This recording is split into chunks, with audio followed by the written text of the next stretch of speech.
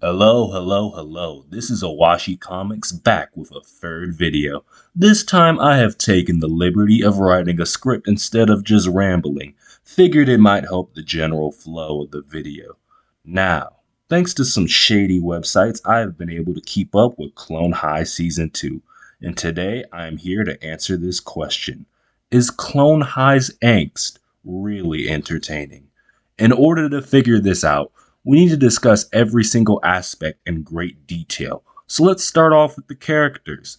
Leaving off from last season, we have Abraham Lincoln, Cleopatra, Joan of Arc, John F. Kennedy, Gandhi. Oh, wait. Gandhi's gone? That sucks. I'll save you the entire backstory and sum it up for you guys. India thought Gandhi was offensive, and he's the main reason why the show got cancelled. So the creators are scared to bring him back. Even though Gandhi is one of my favorite characters, I think the show could possibly work without him, but they would need someone to fill up his shoes. Majority of season 1 episodes were structured like this. JFK, Cleo, Joan, and Abe love drama as the A plot. Then Gandhi shenanigans is the B plot. With Gandhi gone, they needed someone to take over the B plot. Let's see who they chose. Oh, well. Look who it is. Christopher Columbus. Or should I say, Topher Bus. Yes, I legitimately believe Topher is meant to be the replacement for Gandhi. He hangs around Abe a lot, and most of the genuinely funny comedy from this season comes from him. It's nice that they were able to make a new character that meshes so well with the old ones. Fine, I guess I have to acknowledge the other new clones.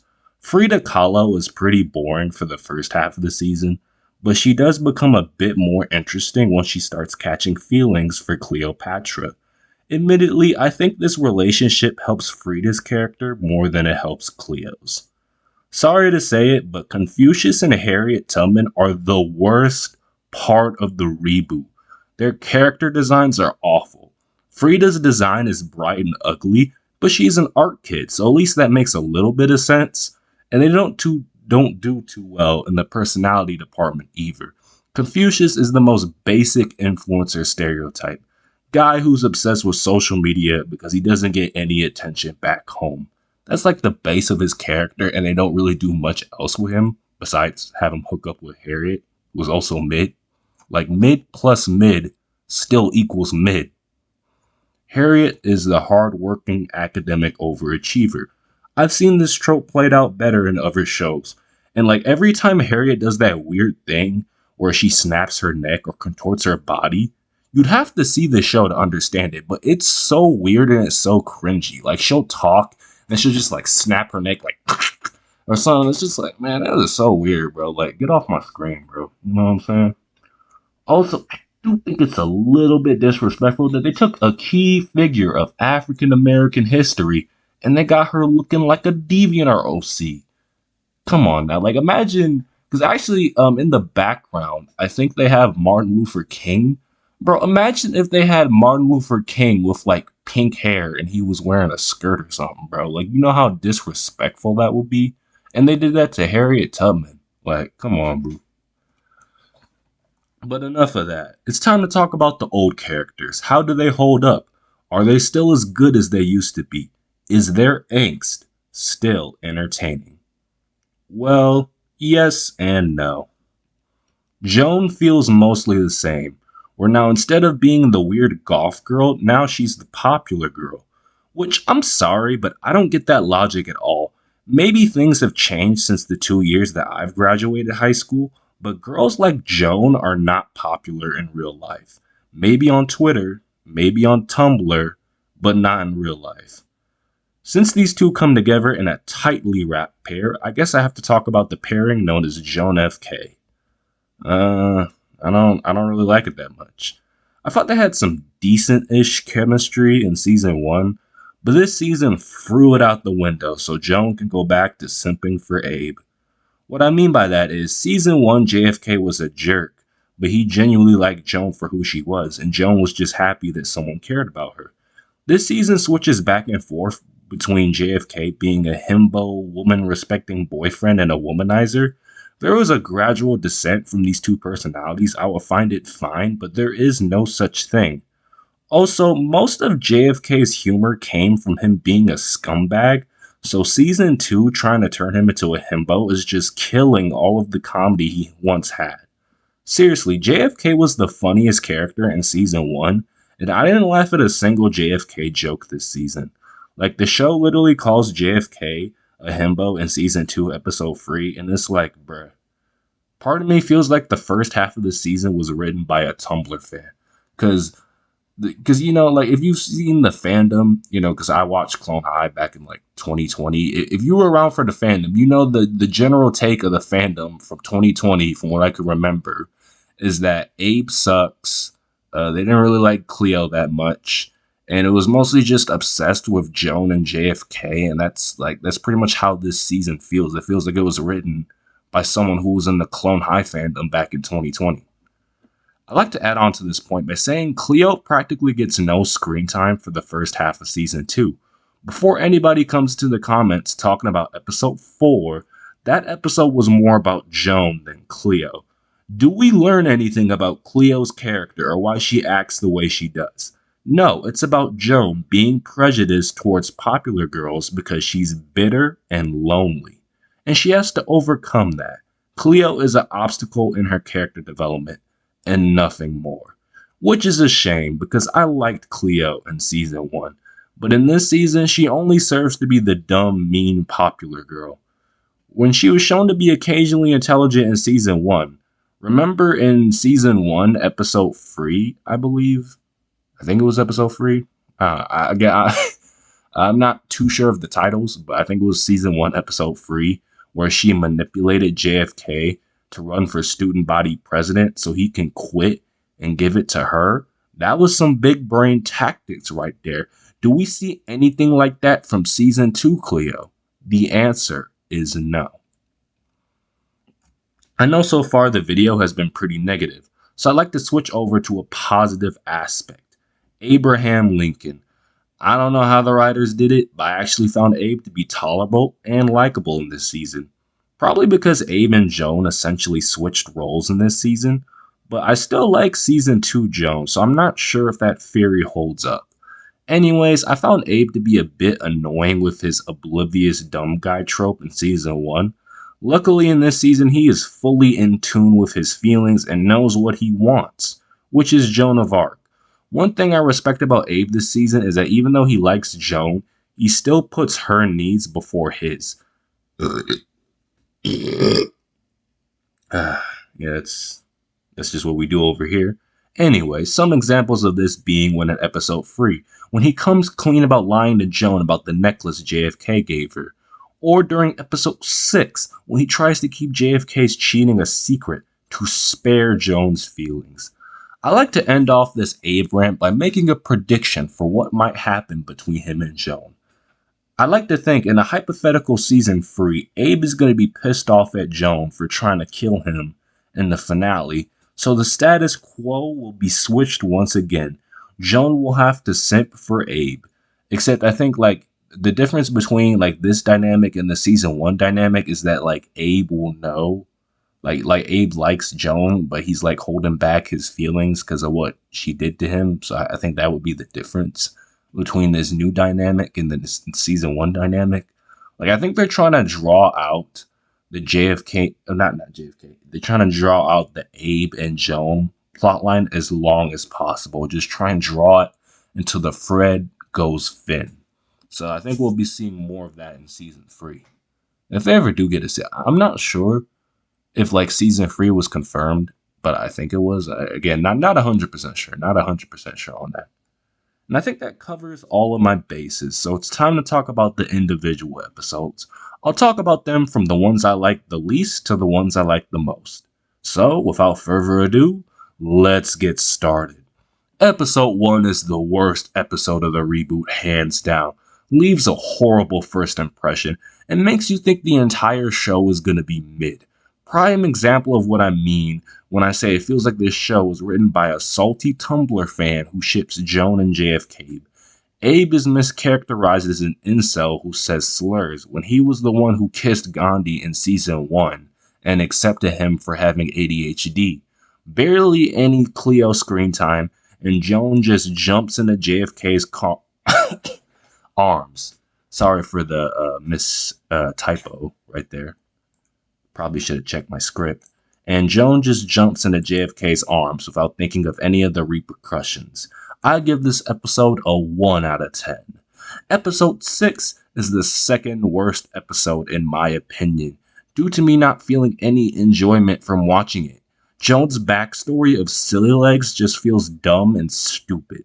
It's obviously a metaphor the writers cooked up so they could say if you hate the season, then you're just being a nostalgia nerd who has those rose-tinted glasses on, which couldn't be further from the truth. I watched this show in 2020, and objectively speaking, this reboot is not that good.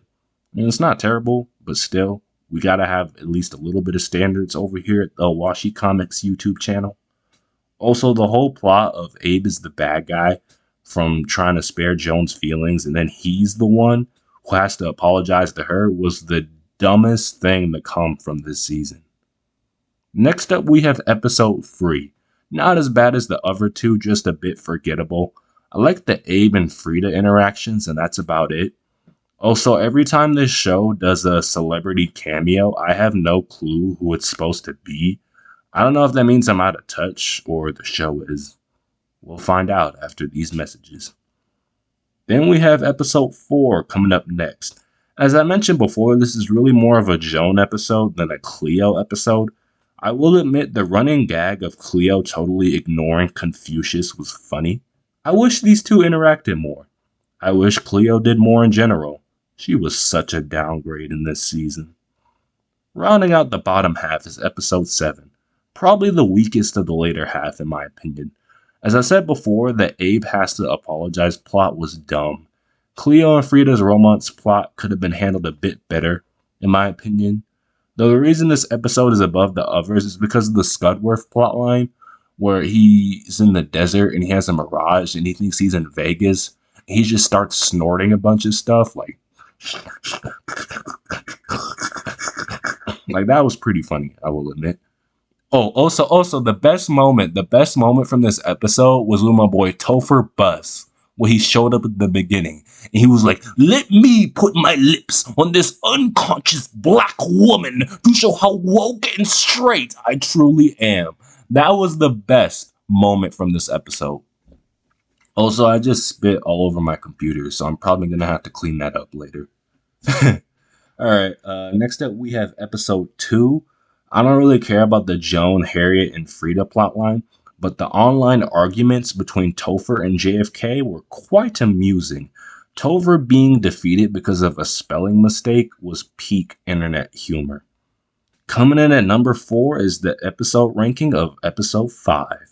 This episode is mostly carried due to the catchy songs like, My Heart is in a Twister, Let's Sing Instead of Speaking. Honestly, the only song I didn't really like was White Guy Confidence.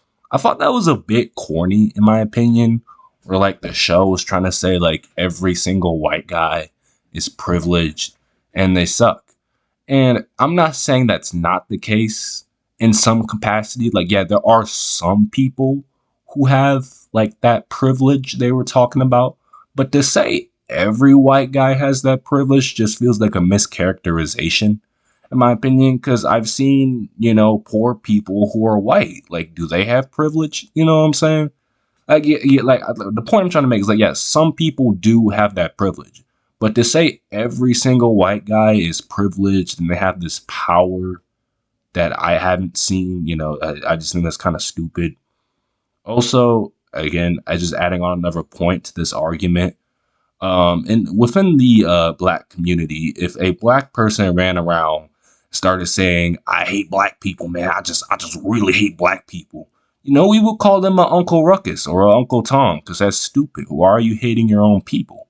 So then, like, why in these shows like Clone High Season 2 and Velma, they're talking about like I hate white people, and if you look at it, these shows were created by white people.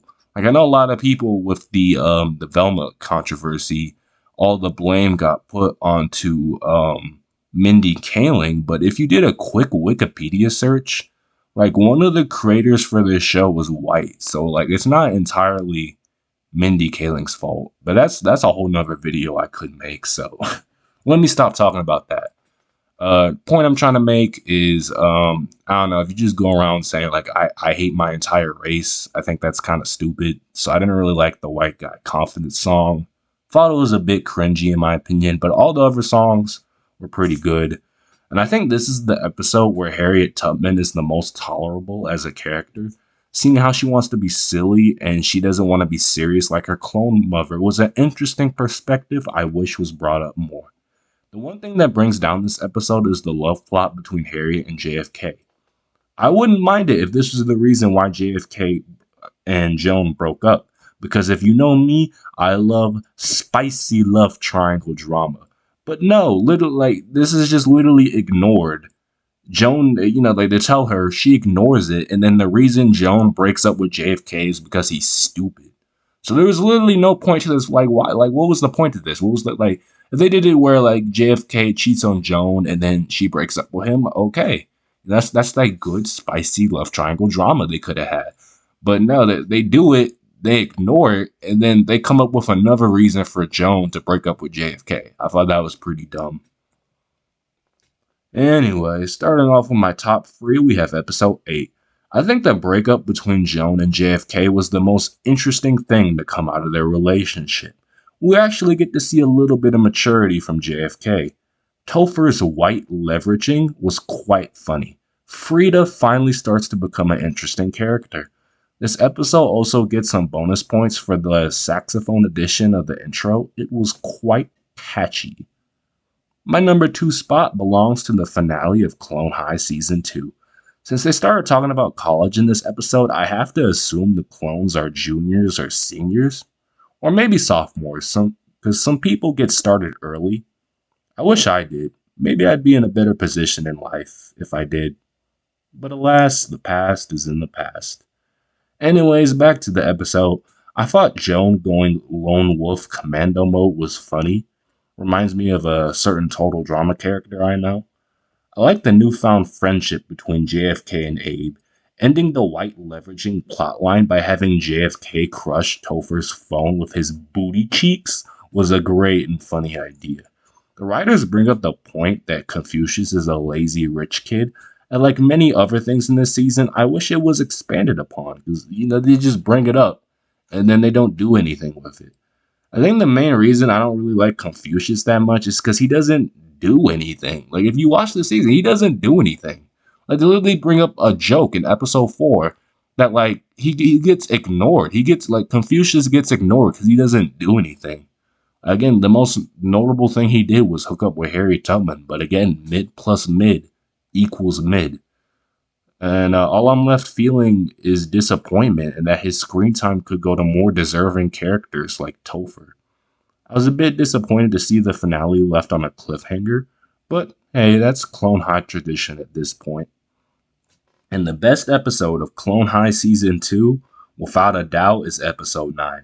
If you told me that the best episode would be about Mr. Butlertron, I wouldn't believe you, but here we are.